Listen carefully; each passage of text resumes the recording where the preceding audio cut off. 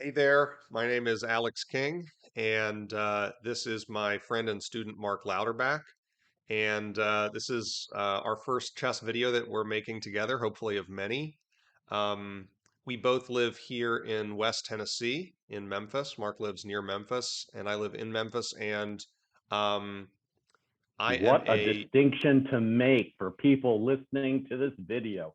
I'm sure they will be extremely concerned about our geographic location. Very good. yeah, Very they good. they they'll want to know exactly what suburb you live in, Mark. Mm-hmm. Um, Mm-hmm.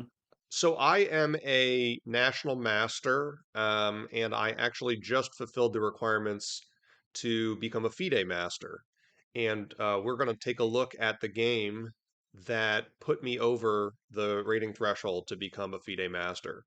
So this is a game that I played in a tournament in Charlotte, North Carolina a couple weeks ago.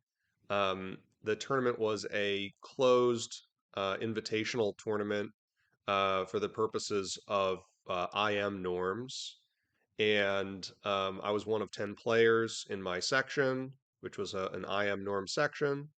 Um, and the game that we're going to look at here is the fifth round of this tournament, um, which I won. And yeah, shall we jump in here, Mark? Absolutely. Absolutely. So what drove you to enter into this tournament to begin with, Alex? Well, it's a FIDE rated tournament, so it affects both my USCF rating and my FIDE rating, and I don't get to play in FIDE rated tournaments that often. So when this happened to suit my schedule, I jumped at the chance to do it. These 9 round tournaments take up a lot of time, 4.5 days just of playing plus travel time.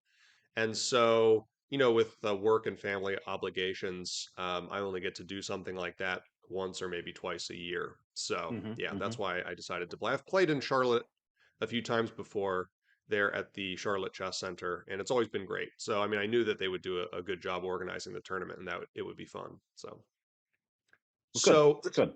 this is round five. I am playing white against an international master from Mexico, Roberto Martin del Campo. And uh, going into this round five, I had 3 draws and 1 win so Mm-hmm. far. So I had 2.5 out of 4. And this game actually kicked off like a 3 game winning streak for Yeah. Yeah. me. Um, so, all right. Now, I've never played this player before, but I'd heard of him. So I started off Did you d4. prep for it? I mean, did you prep for the, did you have any idea Yeah. about what he was going to be playing? Yeah, so I played d4, and before the game I had looked up what he usually plays, and he usually plays the King's Indian, but he also plays some other defenses to d4, like the Old Indian and sometimes even some Benoni stuff.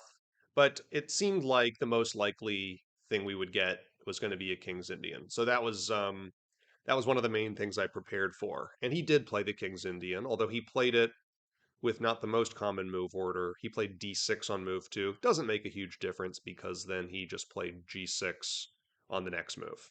So knight Mm-hmm. f3, g6. Now, why do you play knight f3 here? I mean, as opposed to playing knight c3. Normally, in this situation, opening up something like this, playing knight c3, you can get into Nimzo-Indian issues and all of that. If he's going to bring his bishop out and pin you, but in this instance, he's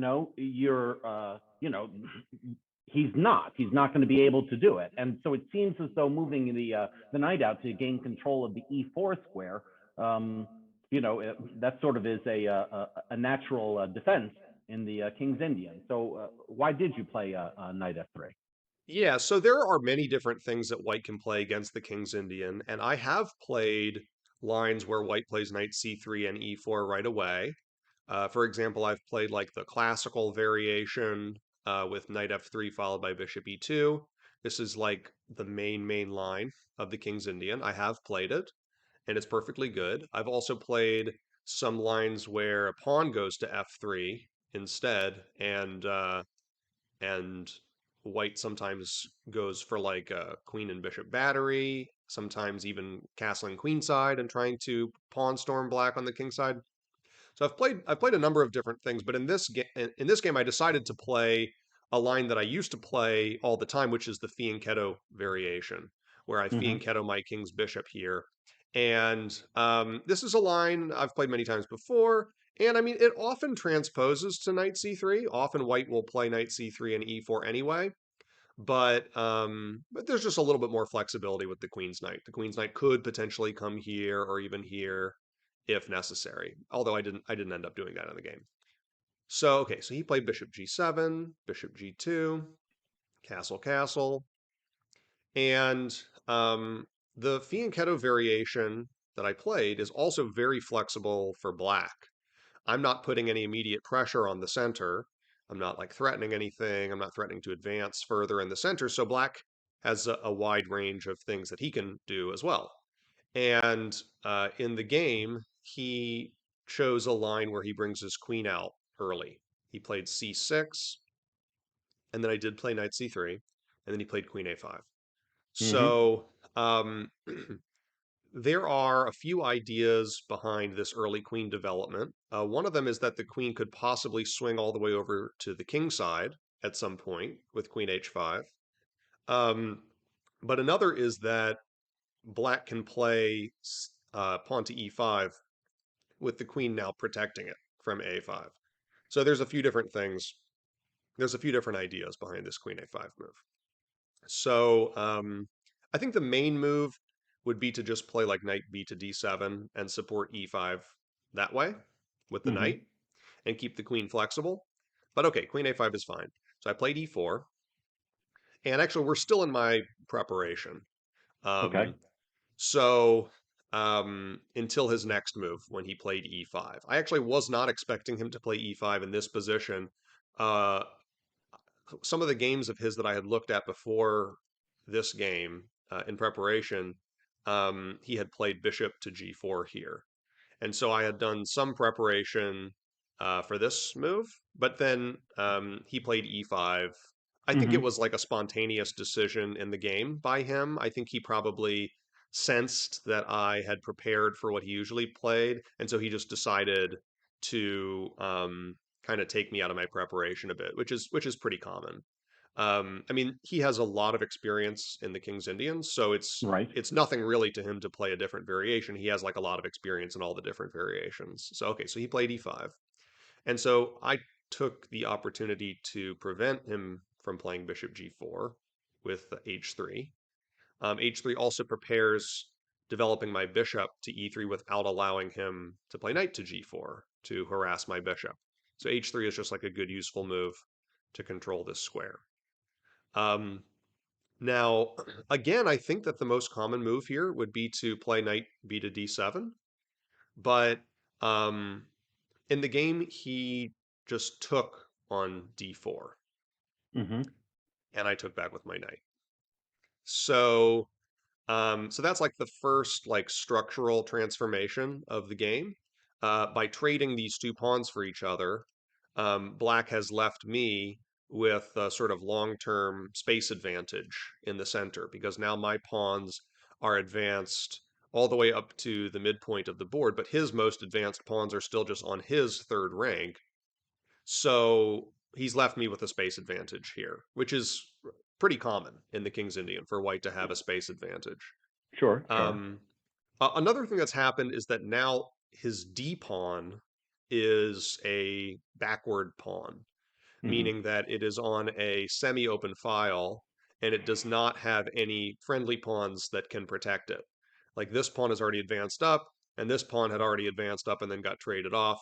And so black can't protect that D pawn with another pawn. He'll have to protect it with a piece. And that could mean that the piece is just babysitting that pawn instead of doing something more interesting. Okay, so there's just some structural implications of that pawn trade that he just made. E takes d4. All right, so now he played queen to c5. So I was thinking he might play this. Like this might be the idea why he played e takes d4 is to play queen c5. Hmm. So queen c5 hits my pawn on c4, which is undefended, and it also hits my knight on d4, which is underdefended. So it's defended once by my queen, but he's got some additional implicit pressure on it with his fianchettoed bishop. So he might possibly be threatening to like take here on e4, um, and then take my knight. So he's Right. got a few different ideas um, of ways that he might be trying to win one of my pawns. So okay, so I have to deal with that. Now, I during the game, I remembered. So I was sort of out of my preparation at this point. Like I remembered that I had this position before in a game a long Hmm. time ago, several years ago, and I remember in that game I brought my queen out to defend Sure. both of these. But I think that's a I computer move. Uh, is this the computer's top choice, Queen D3? I believe it is. Okay. Well, I thought during the game that I had remembered it not being the best move. So maybe I was wrong about that, but in the game I decided to do something different. Actually, in the game I decided to do something pretty aggressive, Yeah. pretty ambitious.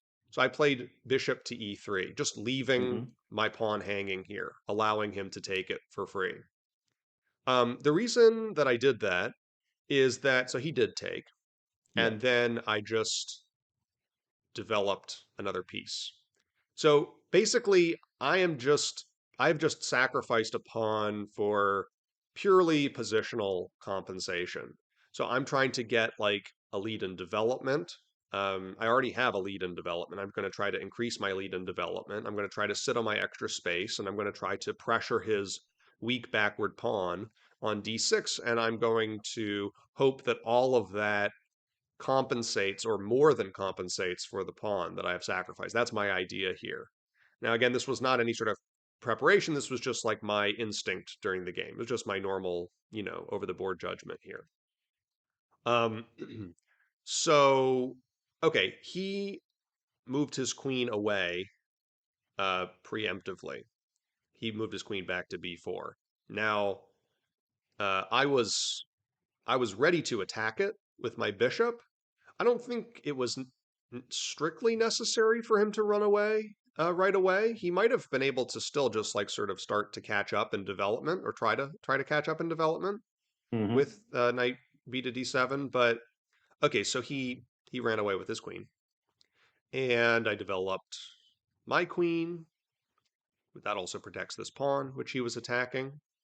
And now I'm ready to just bring my last piece into the game with rook a to c1 or rook a to d1. Um, and then he actually made another move with his queen. He played queen to a5. So um, this is already like the one, two, three, four, fifth move he's made with his queen in this game. We're on move 13. He's already moved his queen 5 times. Um, I think what he's trying to do is duck back with his queen to protect this pawn and make sure the queen is safe from any sort of attack, and then try to just sit on his extra pawn and hope that my compensation won't grow to unmanageable proportions from his perspective. So he's certainly like unbalanced the game, and he's trying to like keep it unbalanced. He doesn't want me to like um, be able to win the pawn back.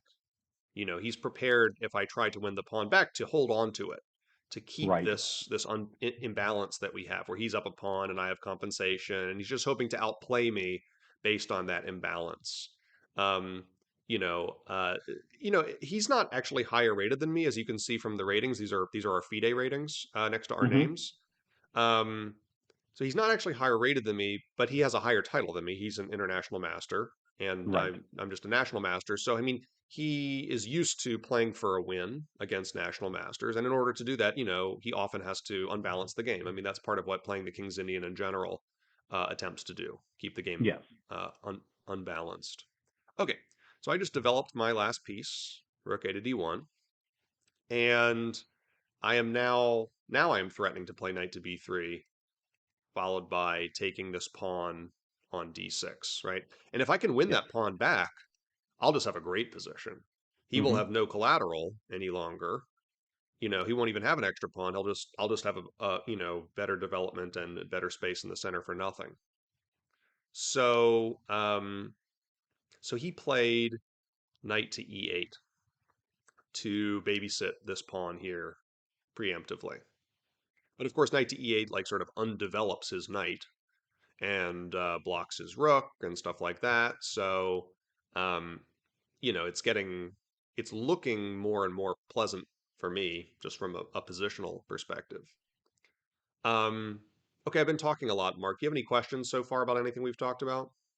So one of the interesting things about this setup that I was noticing is that it seems as though your both of your bishops are really more attacking on the queen side than attacking on the king side. Now, is that sort of where you're sort of like, okay, this is a just sort of a happenstance of it, or was this something that you were kind of intentionally sort of setting up to be like, look, the battle is going to be fought on the on the queen side before going on? Because I know that when I play against the King's Indian, my attack is all on the king side, and I bring my bishops over, and I'm pushing pawns and throwing it all around and all of that. But of course, that's why I'm rated 1200. So I mean, were you just sort of, was this just part of your being like, yeah, I'm going to kind of play patient here, or were you seeing this and being like, okay, this is it's problematic, but we'll get around to it at some point? It really all depends on what variation you play against the King's Indian, because in some of the variations that you play, it would be natural to have your bishops pointing toward the king side and attacking on the king side. But in the Fianchetto variation, this bishop right from the get-go gets positioned where it is naturally pointing toward the queen side and not pointing toward the king side at all. Now, my other bishop is a bit more flexible. It is actually aiming in both directions, so I could use it Mm-hmm. for the king side. But certainly my light squared bishop is aiming purely toward the queen side. So that's just, that's just the way that the Fianchetto variation goes. So, all right. So I now played f4. So f4 builds on my space advantage and even prepares potentially to advance further with f5. Um, if I'm allowed to play f5, I could even start some kind of kingside pawn storm, similar to the kingside pawn attacks that you sometimes use against the King's Indian and like in other variations. So Mm-hmm. Mm-hmm. he decided to prevent that by playing f5 himself. Now, f5 is initiating another significant structural change. Um, it, Another significant change in the pawn structure. So there are several implications of that. So first of all, by playing f5, that pawn is no longer controlling the e6 square. Every time you move a pawn, there are squares that can no longer be controlled by that pawn Right. because pawns don't move backwards. And so here, e6 is one of those squares. Um, and so e6 is now a square that none of his pawns can ever control again. It is literally impossible for him to ever control the e6 square again with a pawn, which makes it more of a natural target from my perspective. And I do Mm-hmm. already have a knight hitting that square, and I potentially have pressure on that with a rook as well. So there are other implications of this f5 move, but let's just start with that. It weakens e6. So I decided to trade pawns on f5. So I took, and he took back with his pawn. Now, he could have also taken back with his bishop, trying to develop. But then I would maybe play g4 and kick him back. I don't know where he would go. But like now I once again have ideas of playing f5 and attacking him. So he wanted to play g takes f5 in order to kind of keep any sort of kingside pawn storm restrained by me, at least for now. Okay, so now I played bishop f2. So I'm opening up my rook to control this square. My rook is Right. also putting Right. pressure on this square. My rook is also putting pressure on his knight. So my rook is looking great. Um, okay, but now that I've taken here on f5 and he's taken back, I no longer have my pawn in the center on e4, which means that I no longer actually have a space advantage. Hmm. Okay, because my most advanced pawn is now this, and his most advanced pawn is now this, and those are, equally far advanced. So um, I've traded off my space advantage in order to like start opening up my pieces. Now, another implication structurally of me no longer having an e pawn is that as soon as his d pawn advances to d5, it will no longer be backwards.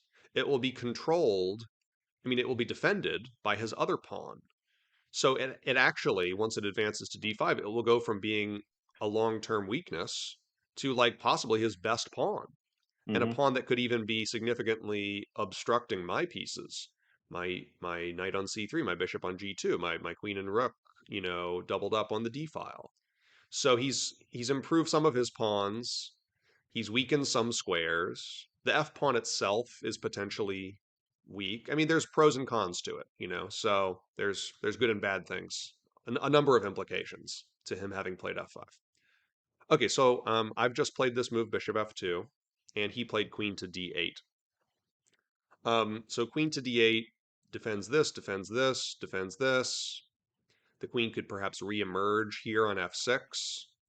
Um, but it's funny because it's like another another move with his queen, right? A sixth move with his queen out of the 17 moves of the game so far, and another undevelopment.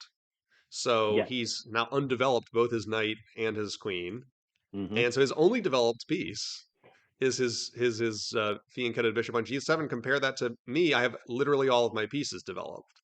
So I mean, as I was sitting here at this point of the game, looking at the board, I was like, okay, come on, I've got to have great compensation for the pawn here. Just look at my incredible, massive development. But I know that he wants to play d5. I know that he wants to clog up several of my pieces with this move by playing d5. And if I let him play d5 and then I just do nothing and waste time and let him develop all of his pieces, then I won't be ahead in development anymore. He Right. will have consolidated and he will still be up a pawn. This is his best case scenario that he's sort of trying to Hmm. keep in his back pocket all the time. So I thought, okay, how can I increase the pressure on his position? And I played a move which turned out to be the best move, according to the computer. It was b4. Right. So possibly like a surprising move. Which is, Uh, yes, I was going to say, I mean, this is one of the best moves and all that, but making this odd pawn, throwing it out there and all of that, as opposed to, something like that would look a lot more aggressive, like tossing your knight up onto e6 and all that. So what were I mean, what was the thought process there? since I know he wants to play d5, I am already preparing to undermine. Once he comes here, I'm preparing to undermine these pawns that he is setting up on light square on the light squared long diagonal, which is what happened. So he played d5 and I played b5. So let's look at it from here. So okay, you know these pawns, um, they look like a strong pawn chain, but if I have a huge amount of pressure on each of them, on several of them anyway, then they're also targets for me. So, and like now that I'm attacking this twice, for example, he's got to defend it twice, but only if he doesn't move his knight, which means that it's tough for him Hmm. to develop his knight without just hanging that pawn. It's also like tough for him to move this pawn without just hanging this pawn. So it's not like he can solve his problems that easily. This pawn structure is arguably a bit brittle at this point. Um, okay, so he played knight f6.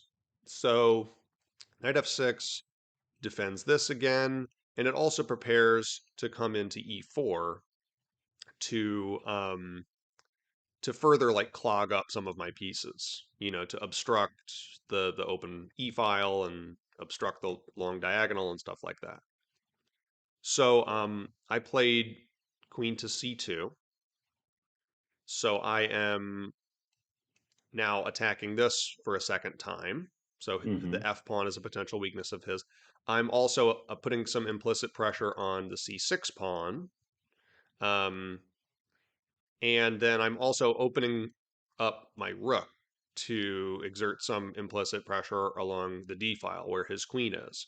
So, like, for example, if he just jumped into e4 now and I took, if he like took back with the d pawn, then I would have just some sort of discovered attack on his queen like this. So his queen is not so stable there on d8 with my rook Hmm. on d1. So um and I'm already setting up a threat, I believe, or I'm possibly setting up a threat with queen c2. Like if he did nothing, if he just made like some move that did nothing like this, I may be threatening to take, and then like this, and this is hanging, and if he takes, then it's check, and this is hanging. I may already be threatening to like explode the whole position in the center with queen c2. So he played king h8 just to get his king off of that square where it could be checked if Right. my bishop ever comes to d5. And he's actually also setting a trap, which is he's leaving his f pawn hanging. So I can just take his f pawn for free. But the trap that he's setting is that if I take the f pawn, then he'll have a discovered attack on my queen, and he'll also be hitting my knight. So actually, I'm Right. losing material here. However, as the computer informed me after the game, this was my best move. I should have done this. I should have done this, and then I sacrifice my queen for his knight.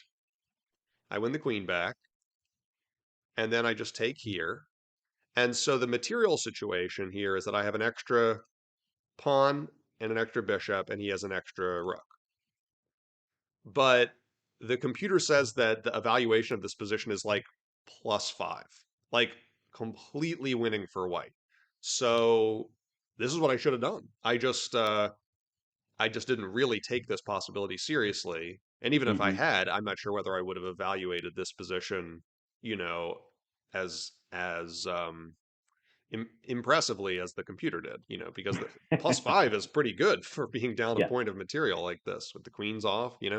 Anyway, so I did not do that. When he played king h8, I just traded pawns here on c6.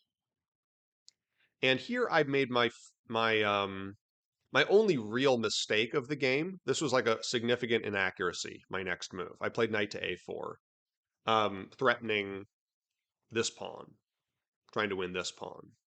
Hmm. Um, but it's knight a4 is definitely not Computer the didn't best like move. that. Yeah. Yeah, definitely not the best move. So I'll show you what the computer suggested that I play here. The computer says that the best move here is also a sacrifice. It's the move rook e5, attacking this again, but allowing another discovered attack, and then just allowing black to execute winning the exchange, similar to the last line. And now I'm threatening to win the exchange back, and so he has to trade off his bishop.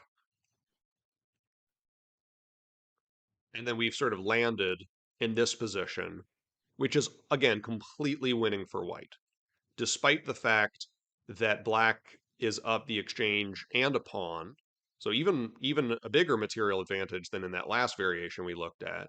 Here he would Hmm. be up 3 points of material, but um, but white is again completely winning. Like I'm just going to be like checkmating him any moment now with my unopposed dark square bishop, and he has 0 development, and his king is very exposed. He no longer has his fianchettoed bishop, and this is just dead, dead, dead meat for black. So I should have done this as well. Another thing that where another moment where I did not play the best move. And like I said, my move knight a4 was a serious inaccuracy. Fortunately, my opponent responded with an even bigger mistake in this position. So the move he played was queen d6, but he should have just played knight e4 like Yeah. he had been intending to do. Hmm. And it turns out that it would not be even good for me to win this pawn here, because then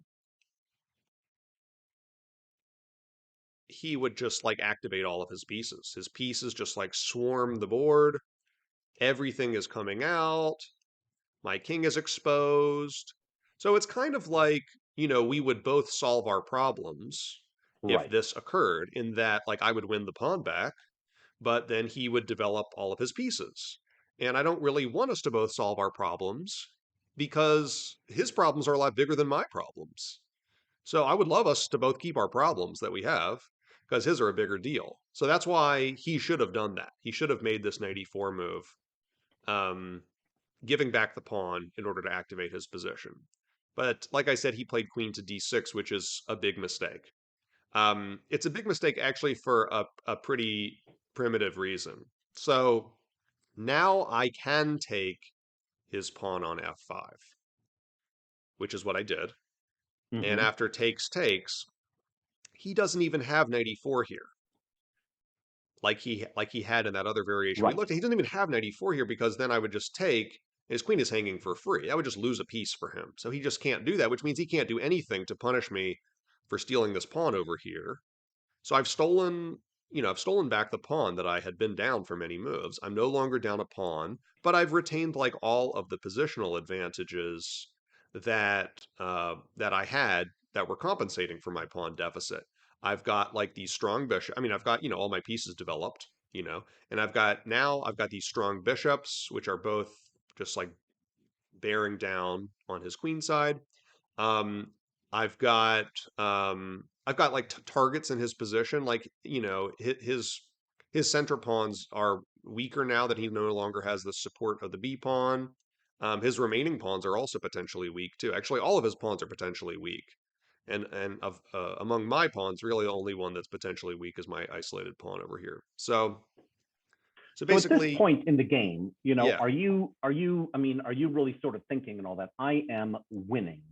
I have to figure out how to convert this into a win. Or are you still, I mean, are you still sort of like, this is a fight that we are going on and I need to, I mean, keep up the I fight? wasn't sure that I was winning, but I was pretty sure that I had a much better position here. Now that he no longer has any collateral and I've retained my positional advantages, I thought, like, I'm at least clearly better here. I might be winning, but I'm just going to keep trying to improve my position. I'm going to keep trying to pressure his weak pawns and try to harvest some of them. Mm-hmm.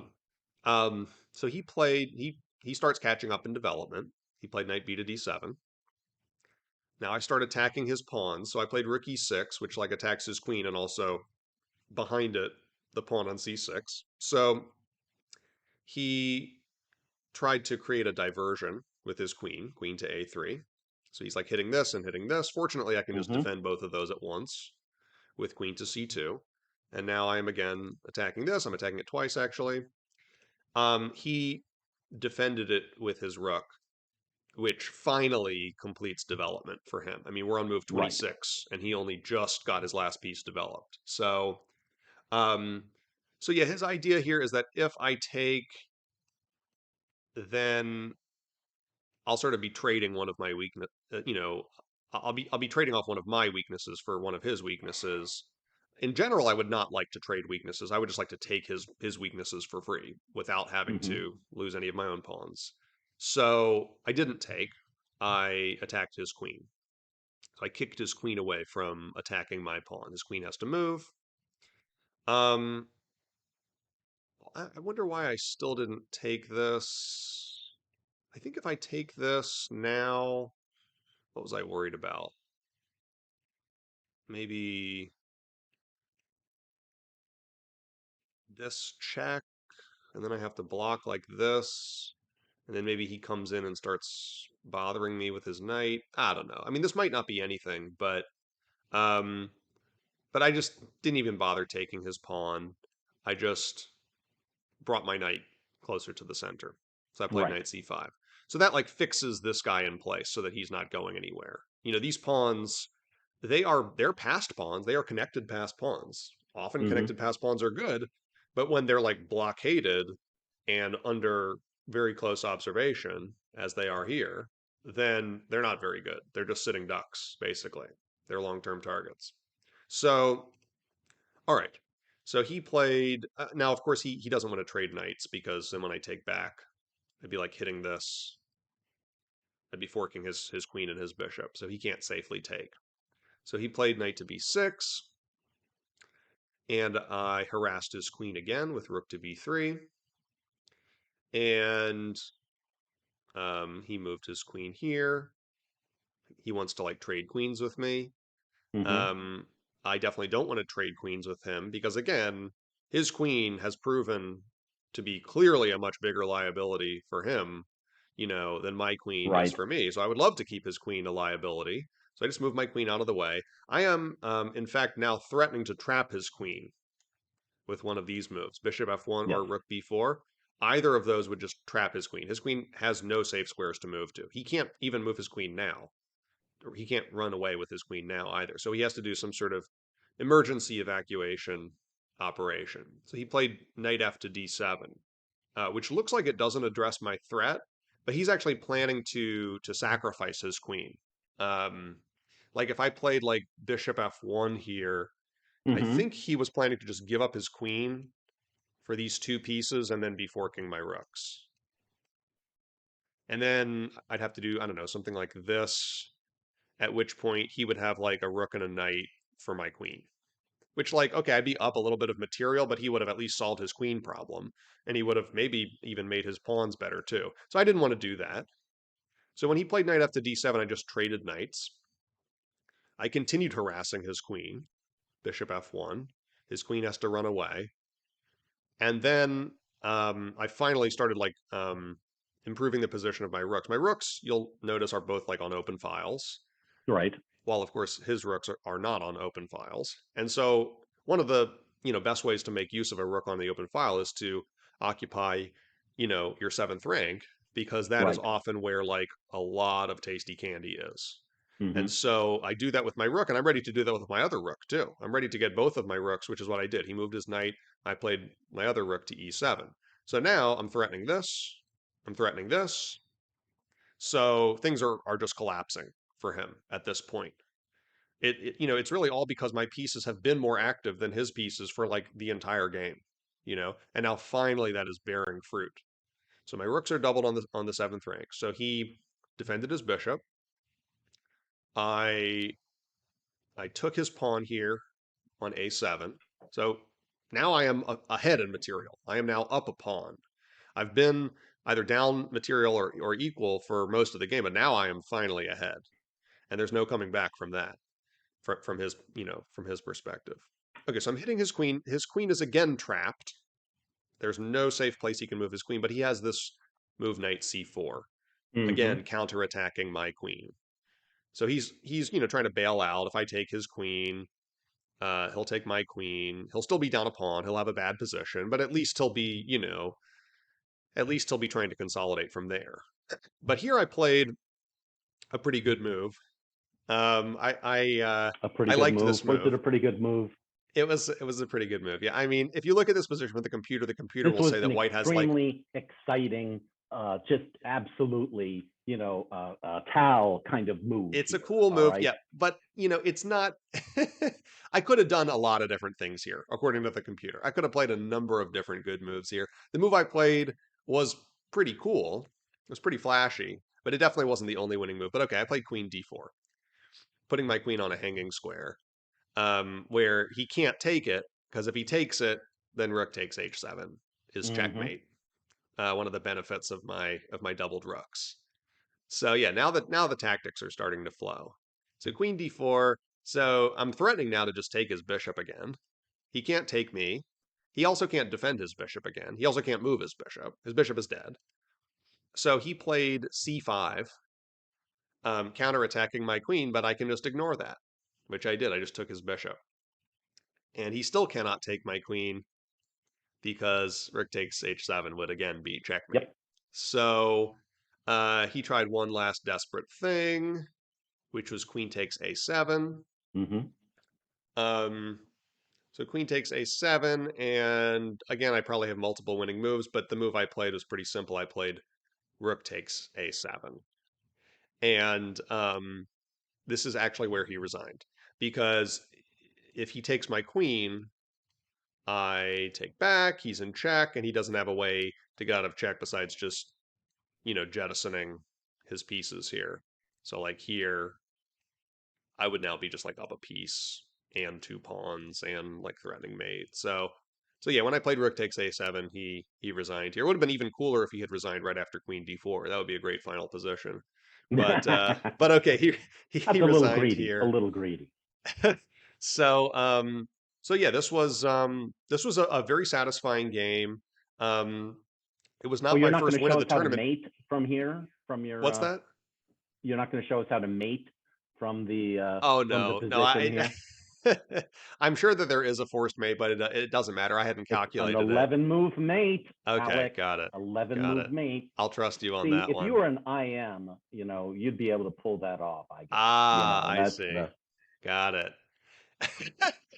So yeah, to that point, yeah, after this game, I like went back to my hotel room and I like crunched the numbers, and only then did I realize that my FIDE rating, my live Mm-hmm. unofficial FIDE rating, had gone over 2300 after this game. You know, I gained like whatever 9 or 10 points from this game, and I had already gained a few points from the tournament so far, and so that put me over 2300. And so the way that these FIDE titles work is that if you exceed the rating threshold requirement for the title in the middle of a tournament, then you can drop back down below it before the end of the tournament and it will still count toward getting the title.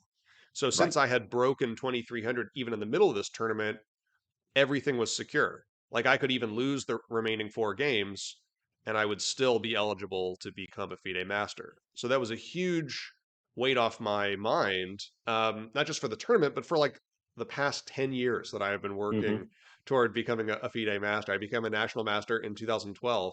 And like almost exactly 10 years later, uh, I finally became a FIDE master. So yeah, it was big. I did end the tournament over 2300, by the way. I ended the tournament with Oh, exactly really? the same rating that I had after this game, which was 2302. So that'll be my next FIDE rating at the first of the month, and then I'll submit my FIDE master title application to FIDE and pay them my pound of flesh and everything, and get the title. So anyway, so yeah, this was the game that made me a FIDE master, and I'm proud of it. I like it a lot, and yeah, thanks for going over it with me, Mark. You have any other questions about it before we wrap up here? I just think that going back, all right, then to I guess it was where this move, this place right here, where you were um, giving up the pawn for that. Okay, even here and all that, were you confident in what you were looking to do? Were you just kind of playing the odds of it? Was there uncertainty? Where was your mindset in this particular play here? I actually think my mindset was really good at this point, thanks to the fact that I didn't even realize yet that I was going to be able to get over the FIDE Master rating threshold from winning the game. If I had known that going into the game, I probably would have been more nervous about it, and as a Mm-hmm. result, played Mm-hmm. more conservatively and tried to avoid botching it, which would be traumatizing. So the fact that I didn't realize what was at stake sort of liberated me to be more ambitious and take more risks. And so, this pawn sacrifice was, sort of a bold choice. I'm just like Mm-hmm. going for it. I'm going to sacrifice a pawn and try to, really just improve my position despite the risks. And so, yeah, I think it was a really good mindset that I was in at this point. I was just like, this doesn't look 100% clear, but it looks good. And I'm going to trust my instinct here and go for it. Okay. All right. Well, very good. Well, Well, what is next? What is exactly is next for you? I mean, yes, besides coaching me to my our national. next lesson. That's my next big goal, There you go. There you go. Mark. No, yeah, I mean, I've been resting on my laurels for the past couple of weeks, and I'm sure I'll do plenty more of that. But yeah, I'm already starting to think about, becoming an international master. That's like the next title above FIDE master. Now, of course, since becoming a FIDE master took me 10 years, who knows, could take me 10 years to become an international master as well, or 20 years. I mean, who knows? I definitely know of players who got their international master title in their 50s or 60s. I'm 33 right now, so I mean, it's still possible to achieve higher titles. It certainly wouldn't be unprecedented. It's not Right. as common though. Hmm. So, I Hmm. mean, I've sort of made peace with the possibility that this could be the highest title I ever get in chess, FIDE Master. I'd still be happy with that. I would still be proud of my career. But yes, I will definitely still be working on my game, playing more FIDE rated tournaments, trying to get eventually to International Master. Yeah, totally. Like I said, I mean, I only get to play in these type of tournaments once or twice a year, Right. so it'll be a slow process no matter what. That's for sure. But yeah, I'm gonna And this keep was a keep working on brutal it. tournament because you had a great, great play, great run, and then it was just the second to the last game that you lost, and that Yeah. your IM norm is gone. So Yeah, I was close to getting I an international master norm in this tournament. I lost my round eight game and then I was out of contention. yes, So, yeah, I mean, yes, it was a very from tough like as I tournament. said, from one, Yeah, from so one it's just game. Yes, from one game. I mean, you need a things really high down. score in these tournaments overall to get an IM norm. I needed 7 out of 9. I was not even expecting that at all. So I finished with 6 out of 9. It's pretty close. I mean, like I said, it's still like one of my best tournaments ever. So I'm happy Sure, with it. sure. Um, I wasn't really that disappointed that I didn't get the IM norm because I wasn't, like I said, I wasn't even expecting it going into the tournament. So, um, all right. So, well, again, thanks, Mark, for looking at this game with me and co-hosting this video with me. And I Enjoyed hope it this is very the much. first of several more. Let's do this again soon. All right. Absolutely, All right. absolutely. Take care, guys. Bye bye. You too.